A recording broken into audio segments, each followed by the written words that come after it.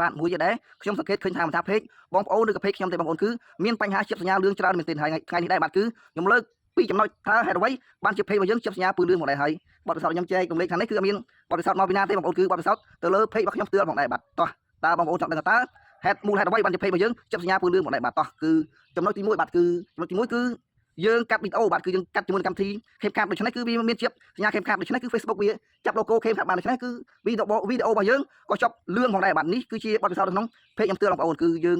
មុនដំបូងបាទគឺខ្ញុំកាត់ដោយកាត់វីដេអូបាទគឺដោយប្រើជាមួយនឹងកម្មវិធី CapCut ដូច្នេះគឺវាចាប់ logo CapCut នៅលើវីដេអូរបស់យើងដូច្នេះវីដេអូវាចង់និយាយថា Facebook វាចាប់បាទវាចាប់ហើយតែពេលយើងមើលមូលហេតុវីដេអូយើងហេតុអ្វីបានជា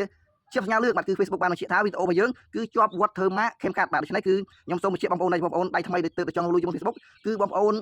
កុំប្រើកម្មវិធី CapCut ឬក៏កម្មវិធីផ្សេងៗដែលយើង convert ហើយវាជាប់ logo បងប្អូននេះជាបទពិសោធន៍របស់ខ្ញុំហើយការពិតទៅបទពិសោធន៍នេះគឺមានបងប្អូនយើងដែលចេះច្រើនហើយប៉ុន្តែគាត់អ្នកខ្លះក៏គាត់បានបង្ហាញយើងហើយប៉ុន្តែយើងអត់ជឿបងប្អូនទាំងខ្លះយើងអត់ជឿដៃចាស់ដូច្នេះយើងក៏អនុវត្តខ្លួនយើងថាសាក់មើលតើគឺ logo វាមិនស្នង Facebook ចាប់តែនេះគឺយើងជួបជឿបងប្អូនគាត់ទាំងកម្មវិធី CapCut ក៏វាចាប់ដែរដោយសារកម្មវិធី CapCut មានបងប្អូនយើងប្រើច្រើនហើយនឹងស្គាល់ច្រើនហើយភាគច្រើនគឺគាត់ប្រើកម្មវិធី CapCut ដើម្បីកាត់វីដេអូដើម្បីហុចចូលថា Facebook YouTube TikTok ទេគឺវាងាយស្រួលប្រើបាទបងប្អូនប៉ុន្តែខ្ញុំថ្ងៃនេះបាទគឺខ្ញុំជួបផ្ទាល់បងប្អូនខ្ញុំនិយាយដែរគឺខ្ញុំប្រើកម្មវិធី CapCut កាត់វីដេអូគឺវាជា CapCut នៅសញ្ញាខាងលើបងកាត់ជ្រុងវីដេអូរបស់យើងទៅវាជាប់ទៅ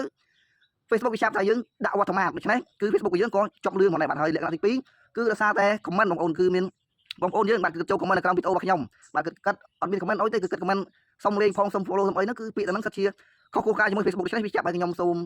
បាទគឺសូមប្រាប់ដល់បងប្អូនដៃថ្មីផងដែរគឺចំពោះបងប្អូនដែលលេង Facebook ថ្មីដែលចង់លុយជាមួយ Facebook បើមិនជាបងប្អូនចង់បានគេ follow page គឺបងប្អូនមិនចាំ comment ពាក្យ follow សុំអីទេគឺបងប្អូនគាត់ចូលទៅមើលវីដេអូគេចប់ហើយបងប្អូន comment ពាក្យល្អលេងហើយបងប្អូនដាក់ sticker អីទៅគេដឹងហើយគេនឹងចូលទៅបងប្អូនមិនឲ្យបងប្អូនដាក់វីដេអូចូលមក comment គេក្រោមវីដេអូរបស់គេសុំ follow សុំ like ហ្នឹងមានន័យថាវាមិនត្រឹមតែប៉ះពាល់ទៅ page បងប្អូនទេគឺវាចាប់ទាំងវីដេអូដែលយើងមើលបងប្អូនមើលវីដេអូខ្ញុំបងប្អូន comment ពាក្យចុះចុះនៅក្រោមវីដេអូរបស់ខ្ញុំក៏វាចាប់ខូចទាំងវីដេអូរបស់ខ្ញុំមានន័យថាវាចាប់ធ្វើឲ្យវីដេអូខ្ញុំ spam ដូច្នេះវាយើងផុសវីដេអូទៅគឺអត់មានអ្នកមើលអត់មានវាអត់លេចវីដេអូវា Facebook វាអត់លេចវីដេអូយើងទេបងប្អូនដូច្នេះគឺបងប្អូនដៃថ្មីគឺអានេះគឺខ្ញុំសុំចុះបងប្អូនគឺបងប្អូនកុំ comment សុំ follow ឲ្យគេទេបងប្អូនប្រកាសតែ page ទៅបងប្អូនខិតខំវីដេអូ